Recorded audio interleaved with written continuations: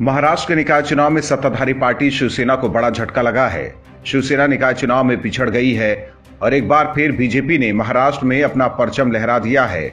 इस बार भी महाराष्ट्र में बीजेपी ने दमखम दिखाते हुए सबसे बड़े दल के रूप में अपना रुतबा कायम रखा है, जबकि शिवसेना की हालत ऐसी हुई है कि पार्टी सीधे चौथे नंबर पर पहुंच गई है।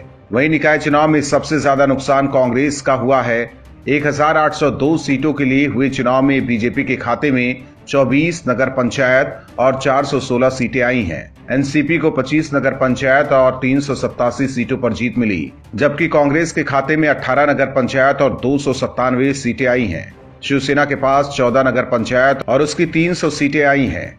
निकाय चुनाव में बीजेपी और एनसीपी ने सबसे ज्यादा सीटें जीतने का दावा किया है। महाराष्ट्र की महाविकास अघाड़ी गठबंधन निकाय चुनाव में कई जगह साथ मिलकर चुनाव लड़ी थी, लेकिन उसके बाद भी बीजेपी सबसे बड़ी पार्टी बनकर उभरी है।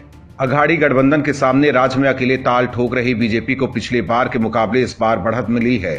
2017 में स्थानीय निकाय चुनाव में बीजेपी के नगर पंचायत के कुल 344 सदस्य थे, जो इस बार बढ़कर 416 हो गए हैं। शिवसेना के 201 सदस्य थे, अब बढ़कर 300 और एनसीपी के 330 सदस्य थे, जो अब बढ़कर 387 हो गए हैं। वहीं कांग्रेस के पहले 426 सदस्य थे, जो अब घटकर 297 हो गए हैं।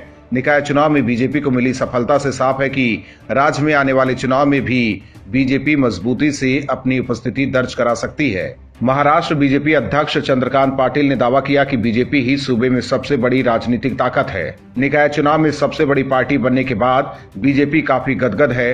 चंद्रकांत पाटिल ने कहा है कि हम 24 निकाय संस्थाओं में बहुमत हासिल करने में कामयाब हुए हैं। लगभग 26 महीने तक सत्ता से बाहर रहने के बावजूद बीजेपी को भारी जीत हासिल हुई है। इससे पता चलता है कि पार्टी कार्यकर्ताओं और स्थानीय नेताओं का हमारा नेटवर्क बिना किसी सरकार के समर्थन या संसाधन के अच्छे नतीजे दे सकता है। कुल मिलाकर देखें तो निकाय चुनाव के नतीजों से बीजेपी के हौसले बुलंद है और अब सबकी नजर बीएमसी चुनाव पर है। देखना होगा कि इस बार बीएमसी पर किसका कब्जा होता है। Bureau report, OMH news. और भी वीडियोस देखने के लिए चैनल को सब्सक्राइब करें और बेल आइकन को दबाएं।